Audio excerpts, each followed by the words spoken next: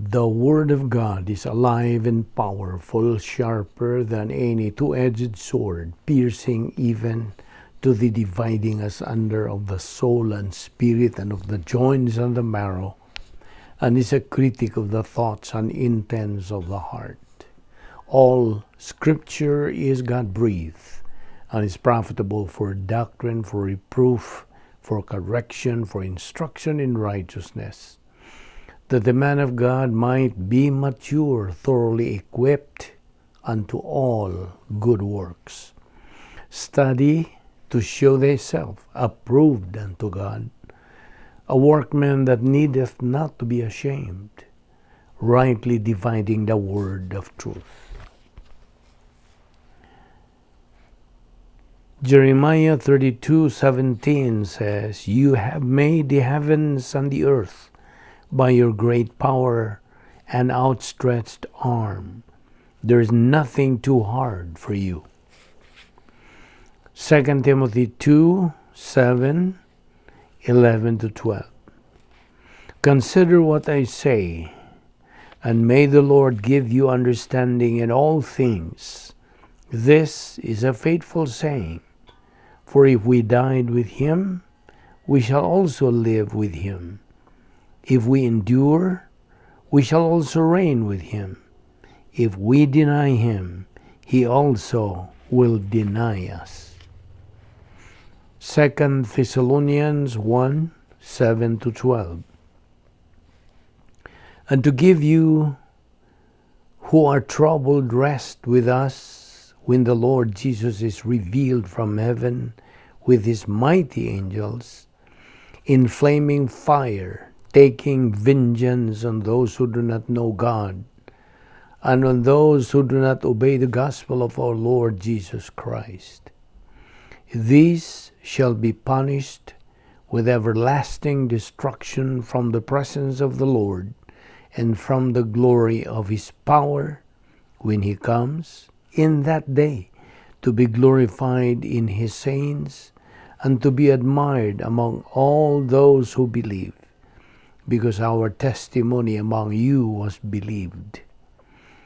Therefore we also pray always for you, that our God would count you worthy of this calling, and fulfill all the good pleasure of his goodness, and the work of faith with power, that the name of our Lord Jesus Christ may be glorified in you, and you in him, according to the grace of our God and the Lord Jesus Christ. 2 Samuel 22:33. God is my strength and power, and he makes my way perfect. Before we start our Bible study, nining adlaw, sa mas nandan, gikinahanglan ang atong pagsugid sa atong mga sala, atong nabuhat ning adlaw. Otherwise, kung di nato isugid, kini mahimo lamang babag sa ato pagtuon sa pulong sa Dios busa. Moadtudayon kita sa paggamit sa 1 John 1:9 principle, the recovery technique, nga nagaingon sa in English, if we confess our sins, God is faithful and just to forgive us our sins and to cleanse us from all unrighteousness. O kanimo, higala, who is an unbeliever,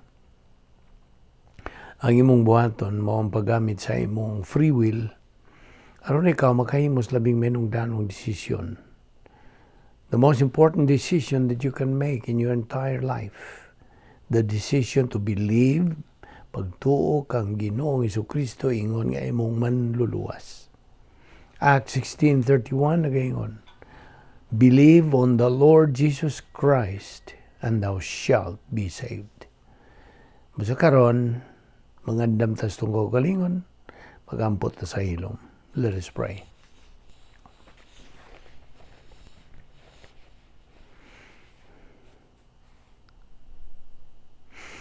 Ama namong Dios, nagpasalamat kami kanimo ning lain sa mga adlaw nga imong padangat kanamo. Salamat nga buhi pa kami sa among lawas kini.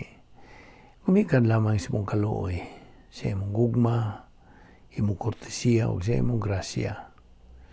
We don't deserve it. We don't earn it, nor work for it. It's all grace. Salamat. Nining layon sa mga adlaw. Bani kami sa mong pagpadayon, sa mong spiritual momentum. Kining tanan na mong ipasalamatan sa ngalan ni Ginoong Jesucristo. Amen. Maayong adlaw sa tanan natong mga subscribers, sa atong mga higala, mga silingan, mga igsoon diyan ni Kristo, welcome no sab. O ganiya pa kita magadupot sa atong tunanan nga giuluhan og how to be a victor rather than a victim in life. Okay? Okay, padayon ta sa atong paghisgot bahin sa kaluwasan, which is our main thrust in this ministry. All right. Now, kagahapon dinita mohonong nga kung ang tao does not know God's will tungod kay moingon siya nga, well, I don't care. None. Ang Diyos dili maapektahan. God is never frustrated. O gani, ang Diyos is still glorified because He is just performing His essence. Now, kinsa man ang bayani sa magtotoo. Ang bugtong bayani sa magtotoo mao si Ginoong Jesucristo. Atol sa iyang pagkinabuhi din sa yuta, iyang gigamit ang samang mga doktrina that God has given you and me. Mao kini nga atong ipangtun-an nga mga doktrina, mga pulong sa Dios, mga kamatuoran, o gigamit kini ni Ginoong Jesucristo samtang dinhi pa siya atol siyang unang paganhi. So ang Dios buot usab nga ikaw nga magtotoo mahimo nga bayani sama ni Ginoong Jesucristo. The Lord Jesus Christ is a hero, of course. Hero against death and against sin. Siya mananaog didto sa krus nga nagpakamatay tungod sa atong mga sala.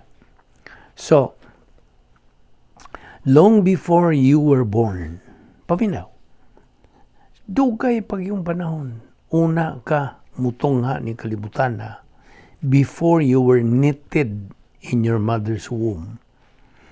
Ang Diyos got everything ready for you. Giandam na. He put every event, every person in place. Ang Diyos nagasangkap kanato.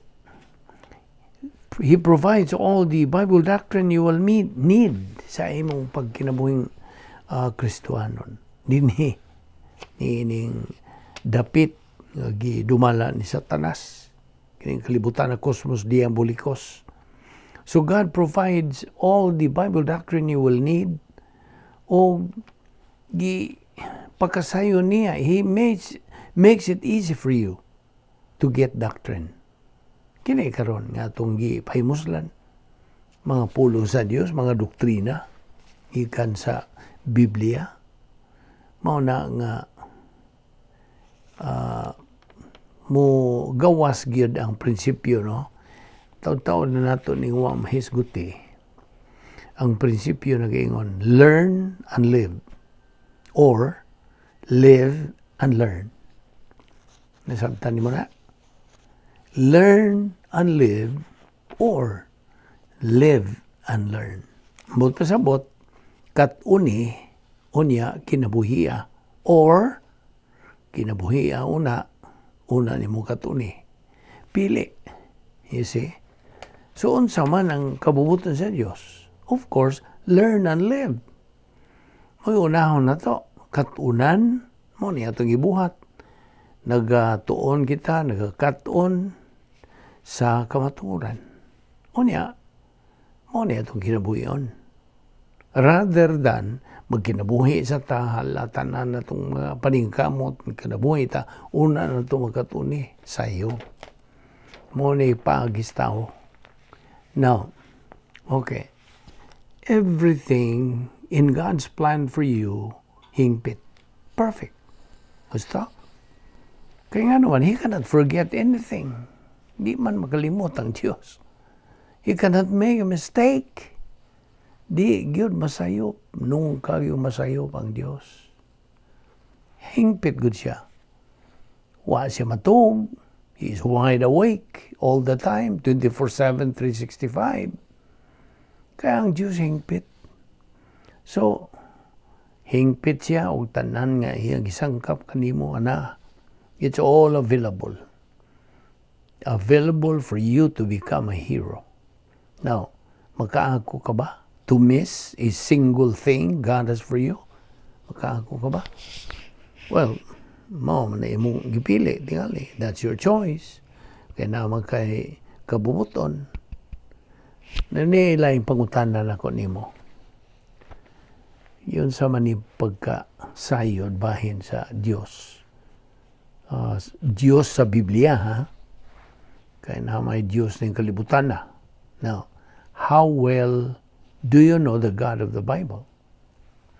May nungdanon ra ba yun ng maong pangutana tungod kay the better we know God, the better we will know ourselves. Sabot? Di matakaila sa itong kaugalingon kung watay pag-ilakin sa ukunsa ang Diyos. Mo na'y husto, tukma, nga pamagi. Because like I said a while ago, the better we know God, the better we will know ourselves. O gani, atong masinati great joy and grow up spiritually. Now, katunan yun nato ang pagkabalaan sa Diyos. To learn God's holiness is to realize sa atong kaugalingong mga kapakyasan, atong mga kasalanan. So, ang pagkatuon sa pagkamaayo sa Diyos, pagkabalaan sa Diyos, is to know the wonder of His grace and the depth of His love for us. Ano na ito makatuni? To see His majesty, mao ang paghatag kaniya og dungog og kanang himaya of which He is worthy. Ang pangutana then is, do you know God? Nakaila ka ba gyud sa Dios? Do you know Him better than you did a year ago? E moro ba niya nga itong pagi? Nagtuon tayo sa pulong sa Diyos, ano mailan na itong kinsa o kunsa ang Diyos, o mo samot nga itong pagkasuod nga itong kaniya. You see? Anong nangutan ako niyo mo? Do you know Him better now than you did a year ago? You see? Kung ikaw sa ka magtutuo ni Ginoo sa Kristo, ang imong tubag should be yes. Ang ngay gyud nga, mutubag kag oo. Kay ang pagi sa pag-ila sa Dios better is through the study of His Word. Mao niya itong gibuhat adlaw-adlaw. Now, na may uban kaninyo nga murag laayan tingali.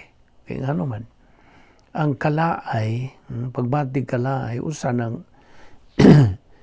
kanang ilhanan nga, wa kay gana. Wa kay gana sa pagtuon sa kamaturan. Now, as you study, no, dili kay read, kay di man paigo, ang mabasa lang ka sa Biblia. No, it's not enough. You can read the whole Bible, but you don't learn. Now, excuse me, as you read, ug pagtuon sa pulong sa Diyos with a desire to obey Him, then, anha ka motubo ang imong kalag, ambot kong pasabot. Now, wa ka kaila sa Diyos, ang una gyud nimong lakang nga imong himuon is to establish a right relationship with Him. Unsaon? You do that by turning in faith. Of course, ang imong pagtuo kang Ginoong Jesucristo, ingon nga imong manluluwas. Faith alone in Christ alone. Mao na'y kaluwasan, ha? Kay the facts are clear. Kay kitang tanan mga makasasala, Roma 3:23. Ang atong mga sala mao'y nagapugong. Kini atong mga sala mao'y nagapugong kanato sa pag-angkon og tukma husto nga relasyon ngadto sa Dios. O watay mahimos tong kaugalingon to do anything about it. Wala. We are in total depravity. Ayaw kalimot nitong Episodos 8:9. Balik-balikon gini nato aron din na nimo makalimtan. We have been saved by grace through faith, that not of ourselves, it's a gift of God, not of works, lest anyone should boast. Di man ato na sa ding sublion ng kaluwasan usa ka gasa. Gasa kini nga nagagikan sa Dios nganhi kanato pinaagi kang Ginoong Jesucristo. It's a gift that comes to us through Christ. He came to earth. May ani siya nining kalibutan aron sa pagpakamatay tungod sa atong mga sala dito sa cross. Siya ang mipuli sa atong dapit kay kita untay ilansang dito sa cross. Siya ang mipuli kanato mo'y mibayad sa atong utang nga mga sala. Ug ang atong atong responsibility now is to trust in Him. Pagsalig kaniya, pagtuo kaniya. So, dawata kini maong gasa ni sa Dios. Receive the Lord Jesus Christ as a gift, as your Savior.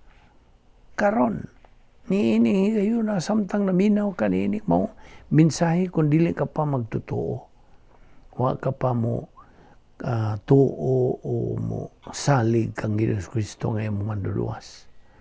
Kaysa diha nga imong buhaton kana, you will have taken the first and most important step sa imong pag-ila kinsa ang Dios.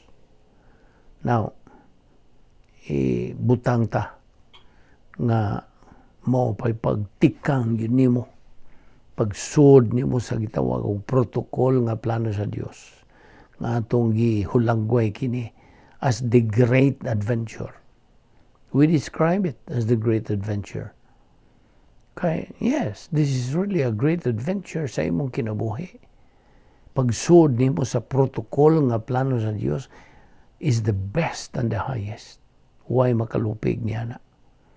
Gani, ang protocol nga plano sa Dios runs every person's life. And in fact, why bisag usa ang makaiskapo gikan ini? No one. Now, of course, ato na ang hulagway nimo kanang unsay dugang nga definition sa o inunta kinaiya sa plano sa Dios. It is a problem identifier. Makaila kung na ay suliran. A problem anticipator. Makauna. See? Iyang unhan ng maong suliran. A problem preventor. Mao'y kanang pugong sa mga suliran nga maabot sa atong kinabuhi. O, besides, it's a problem solver. Makasulbad kini sa atong suliran. Mao nang atong himuan kini og keyword inunta kanang memory aid nga IAPS, IAPS, problem identifier, problem anticipator, problem preventor, and problem solver. You see? Now, furthermore, dugang pa yun ini. Ang protocol nga plano sa Dios gihulagway kini nga usa ka hustong butang buhaton sa sayop nga paagi. Sayop? Musta? Ang usa ka sayop nga butang buhaton sa husto nga paagi, sayop. Ang sayop nga paagi gibuhat kini sa sayopong paagi, labaw ng sayop. only a right thing done in the right way is right mo kanang description sa protocol nga plano sa Dios. Ayaw na nakalimti. I hope na sil-sil na ginanimo kay taon-taon na ginato balik-balik ni. Akong balikon na po. So, ang butog ang uban kanyo maragi kalaayan na tingali. Well, what tayo mahimo niya na? Mo man yan method of learning, studying the Word of God. Balik-balik. Anto nyo masil-sil yun. Di na yun. Unsa may tuyo nga gibalik-balik na to. Be, tano ko ni mo kusob. Ang tuyo nga balik-balik ko na to paghisgot sa mga doktrina mao kini. Aron nga di na makalimtan. Gusto? Dili kay balik-balikon aron atong mahinumduman. No? Sayop na. Nga imong mahinumduman. Atong gibalik-balik, subli-subli, aron di na gyud nimo makalimtan. Samtagi na. So I repeat, ang protocol nga plano sa Dios revolves every individual person's life. Mapagtuo ba siya o dili magtutuo? Sa laing pagkasulti, the plan of God runs every person's life. Basta? Napaminaw. Why bisag kinsa ang maka-eskampo gikan ini? No one. No one can escape from it. It keeps on running every person's life. Now, if one wants to, buod gyud niya, then kinahanglan siya mo gawas nining planeta that God has made and let him make his own planet, which is impossible to do. Di man, mahimo na. You see? So, ang di magtutuo, may kagawasan sa pagtuo or pagsalikway. Gusto?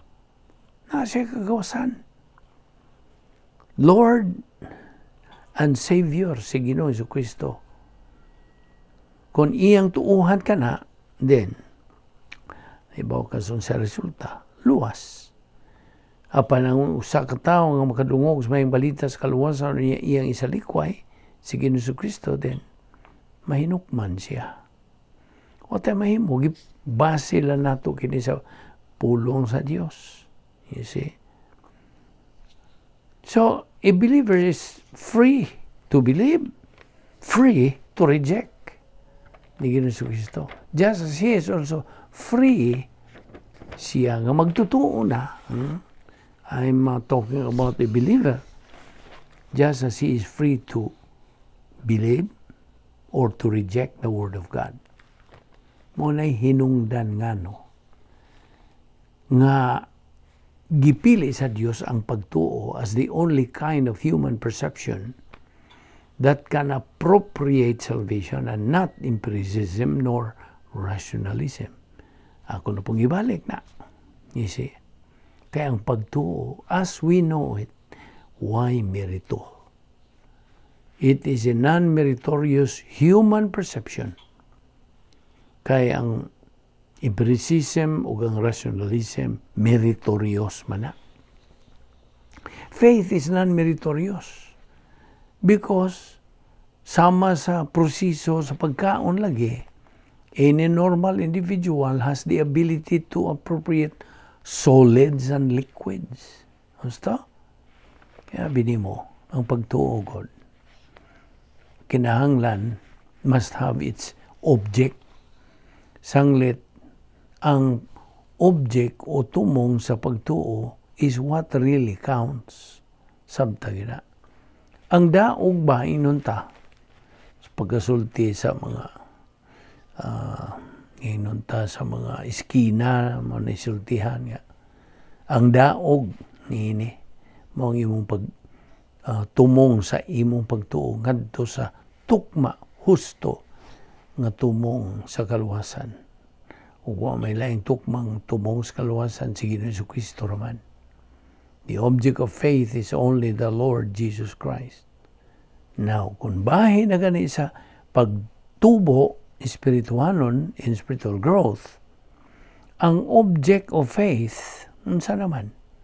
Ninas Ginoong Kristo kay humanan naman nimo ipunti nga imong pagtuo ngadto kaniya mao nga naluwas ka na karon nga luwas ka na.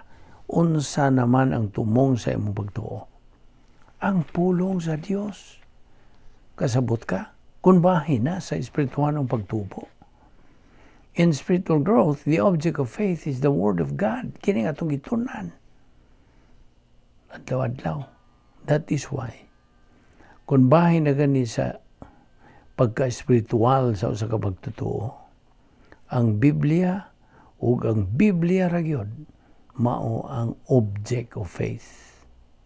Unas tanan, ang maayong balita sa kaluwasan, makatunan lamang, mailhan, masabtan, gikan sa Biblia. Gusto? O may laing tinubdan. Unsa man nimo pangita sa unsang mga tinubdan sa mga eskwelahan, mga universidad, pinahagi sa mga kanang thesaurus o kung saan na dihang mga sources nila. Dili. Gikan ra gyud sa Biblia. Anha ra nimo makatuni ang bahin sa maayong balita sa kaluwasan from the Bible only.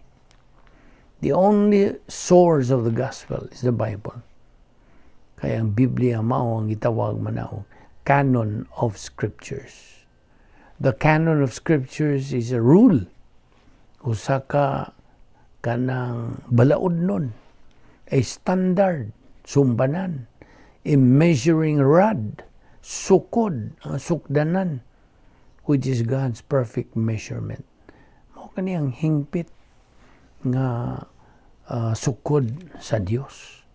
Ang pulong canon, by the way, gikan kini sa Grigong pulong nga canon, K-A-N-O-N. Ang sabot sa canon, perfect measurement. Ang pulong sa Diyos is a perfect measurement. The Word of God is the content of the Bible. Pulong sa Diyos. Gikan gyud sa una-huna sa Diyos. O the Bible is the only source of learning who and what God is. Mao yun. And who and what we are. Ang mao kini ang kanunon sa atong tagsa-tagsa kakalag. Man does not live by bread alone, but by every word that proceeds from the mouth of God. Matthew 4:4, Deuteronomy 8:3, Luke 4:4. Gawas pa, ang Biblia maoray bugtong tinubdan sa pagkasayod bahin sa kaluwasan. Mao na nga ang Juan 8:32 nag-ingon, you shall know the truth and the truth shall make you free. Na, may mukang gawas nun kung imo nang makatunan ang kamatuoran. The lamp unto my feet and a light unto my path. Na Salmo 119, versikulo 105. Buhi ang pulong sa Dios. Alive and powerful. Muni kanunay na itong ginabasa, ginakutlo sa di pa tapagsugod sa pagtuon sa pulong sa Dios. Alive and powerful, sharper than any two-edged sword. Hebrews 4:12 na. O gawas pa ang pulong sa Diyos, may huna-huna ni Kristo. 1 Corinto 2:16 o Pilipos 2:5. Ang pulong sa Diyos mao kini ang sulat sa gugma gikan sa Diyos ngadto sa tao. It is God's love letter to man. Gawas pa mao kini ang tinubdan sa tinuod matuod nga matang sa kalipay. Kini maong kalipay plus H dili minus H. Ang minus H ay iyahan sa tao. Ang plus H iya sa Dios. Perfect happiness. Gawas pa ang pulong sa Dios di na mausab. Ug dayo na kini. Unsa magisulti sa Marcos 13:31. Ang langit ug ang yuta mahanaw. Apan ang akong pulong dili gayod mahanaw. Heaven and earth shall pass away, but my word shall not pass away. Ang pulong sa Dios mao kini ang tinubdan nga atong makaplagan ang hingpit nga pagsiguro nga gitanyag sa Dios kanato. This is where we find God's perfect assurance. Na sa Juan 14:2 ngadto sa 3 nagaingon, He prepares a place. He prepares a home for us believers in heaven. Yan daman ta. Og balay didto, puloy-anan. Gawas pa ang pulong sa Dios, mao kini ang huna-huna sa Dios. Gani, diha sa Isaías 55:8-9, Isaiah 55:8-9, siya gisulti sa Dios. My thoughts are not your thoughts, neither are my ways your ways, saith the Lord. For as the heavens are higher than the earth, so are my ways higher than your ways, and my thoughts than your thoughts. You see. The divine viewpoint, mao kini ang una-una sa Dios. The believer is commanded to have divine viewpoint in life. Na 2 Corinto 10:4-5. Og mao ra kini bugtong butang ang nagtotoo makada niini ngadto sa langit when he goes there. That's the only thing a believer can bring to heaven. Imong mga kabtangan, imong mga katigayunan, imong mga bandi, no. Bilin ka ng tanan ni kalibutan na. Gawas sa pulong sa Diyos nga nahimo ng bahin diya sa imong kalag. It gives the believer the discerning power and perspicacity in distinguishing false from truth. Yes. Yun sa man mo pagpanalipod sa mga kaugalingon, pagkalingla sa mga mini. Labiyas kadaghang mga mini nga mga pagtudlo karong panahon na midagsang. Unsa man nimo pagkaila nga kini mini, nga kini husto. Unsa man nimo? That is what we call discerning power. Pagkalinggat dayon nimo nga kana sayop mini ni o kini sakto. Perspicacity in distinguishing false from truth. Ang pulong sa Dios. Gawas pa ang pulong sa Dios is the thesaurus. Ano sa may thesaurus? Well, thesaurus is the information on everything and anything. Bisag unsa nga gikinahanglan sa tao nga mailhan o masabtan. Thesaurus. Gawas pa ang pulong sa Dios, nagahatag og kasayuran kanato bahin sa Dios. Kinsa og unsa siya. Bahin sa iyong plano sa alang sa tagsa-tagsa nato ka kinabuhi.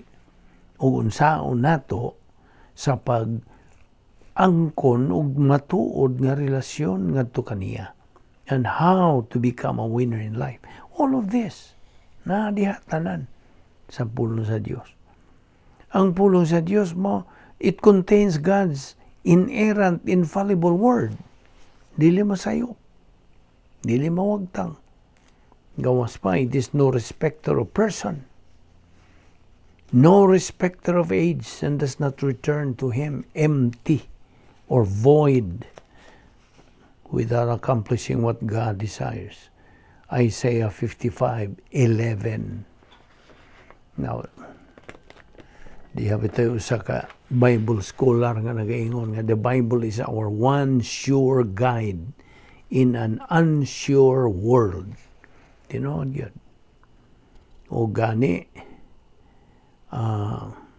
naibawan nato kini nga dihay nag-ingon nga ang imong pagka-way alamag sa Biblia nagpasabot nagwa kay alamag bahin ni Kristo. Ignorance of the Bible is ignorance of Christ. Now, mao na nga, iba naman ta nga doon ay tulo ka. Ang sa espiritualong pagtubo, di ba? There are 3 levels of spiritual growth. Baby believer, adolescent believer, o mature believer. Now, ang baby believer, gikinahanglan nga siya magapadayon sa kanang kinabuhi, sa Kristuhanon nga pagkinabuhi. He should continue to go on in his Christian walk. Tungod kay siya magtotoo naman siya dinhis panahon within the age of the church. Ang kapanahonan o panahon sa simbahan, gitukod kini sa Dios mismo human sa Pentecostes. And every person born into the family of God, pinagi siyang pagtuo kang Jesucristo nga iyang manluluwas, automatic nahimo siyang simbahan. So, ikaw nga, karon pa kadawat kang Jesucristo, makatuo kaniya nga imong manluluwas din. Diha, nahimo kang simbahan. Kaya ang pulong kong simbahan, transliteration kinigikan sa kanang English nga pulong nga church. O sa Griego, ang pulong church, ecclesia. Ecclesia. Duha ka kay L-E-S-I-A. Ecclesia. Nga nagkahulugan og called out ones. Mo na ibut pasabot ang mga tinawag or set apart nga mga kanang hugpong sa mga katawhan nga gilukat na pinaagi sa kanang mahal nga dugo ni Ginoong Jesucristo. This is a group of people redeemed by the precious blood of Christ. Church, ecclesia, nga mo na nga gitransliterate na nato sa Binisaya or gitranslate nga iglesia. Sabot? So, church, laing pagkasulti ang simbahan, mo ni ang lawas ni Kristo, also called Christians or believers. Kini atong panahon simbahan, is at the same time, gitawag kini og age of apostasy. Sa may pasabot sa apostasy, well, ang apostasy, English word kini, gikan kini sa pulong Griego nga apo ug stasia. This is the age where most people are negative. Negatibo, walay gana, way tinguha, way kanang kainit, way pagpanumbaling, way gugmas, pagtuon sa pulong sa Diyos. Mao ni atong panahon karon. Panahon sa apostasya, where most people are negative towards God and His Word. Most people niining atong kapanahonan are departing from the truth. Mo ni but pasabot gyud sa apostasya. That's where we get the Greek word apostasya, which is a combination of 2 words. Apo, ang but pasabot apo, nagkahulugan kini apart from, ug ang stasia nagkahulugan og to stand. So therefore, most people nowadays are said to be standing apart from the truth. Manibot pasabot. However, kini nga atong panahon sa simbahan, gitawag pud ni og age of equal privileges and equal opportunities.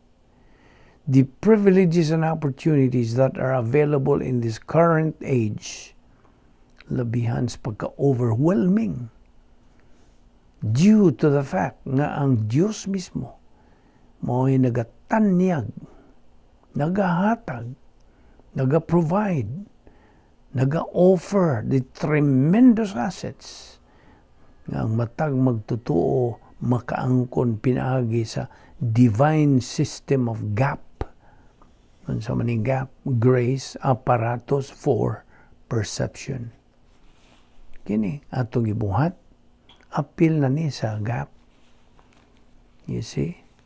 Hence, ang matag tao nga born again, okay? Every born again person niining atong panahon is rightfully addressed nga magtotoo niining panahon. Believer in time. O as a believer in time, ani ay kahigayuna niya or he is a potential winner. Na siya ay puruhan nga mahimong mananaog sa kinabuhi as he avails of God's fantastic divine system. Ining pipila ka mga assets, unsa mga assets nga imong mahunaunaan. Ang atong Biblia kumplito na. We now have the completed canon of scriptures, the Bible. Unsa pa? The omnipotence of God, the Holy Spirit. Pagkagamahanan sa Diyos Espiritu Santo. Unsa pa? Ang plano sa Diyos alang sa simbahan. Now, you know what I mean sa simbahan. Unsa pa? Ang tukma nga pastor magtutudlo. Ikalima, unsa pa? Ang imong kanang tinagong panimuyo, privacy, sa imong pagka-saserdote or pari. Kay tanan nga mga magtutuo ni Kristo, pari. We are all believer priests. Unsa pa? Na ang mga logistical grace support, ipakaon ta, gibistihan ta, gihatagan tag panimalay, natay mga sakyanan, natay mga negosyo, unsa mga trabaho. These are part of the logistical grace support. Unsa tuyo? Aron nga kita mabuhi nining kalibutan na o makapadayon tas pagtuon sa pulong sa Dios. Mao na tuyo sa logistical grace support. Unsa pa? Naapatay espirituhanong kagawasan sud sa dapit nga may gahom sa Dios. Dapit. Okay? Mayong ganitag dapit at sa place. O dapit kini niya sa atong panghuna-huna. Kaya ang Kristiyanong pagkinabuhi, matang kini sa panghuna-huna. It's a system of thinking. Besides, the Christian way of life is a mental attitude life. Nasa atong una-una. So naatay espirituhanong kagawasan diha sa sulod, sa dapit nga may gahom sa Dios, the divine dinosphere nga ang atuang dinosphere gitawag ni operational. Ang iyang Hesus Kristo samtang dinhi siya sa unang pag-anhi, first advent, unsa prototype mo to iyang divine dinosphere.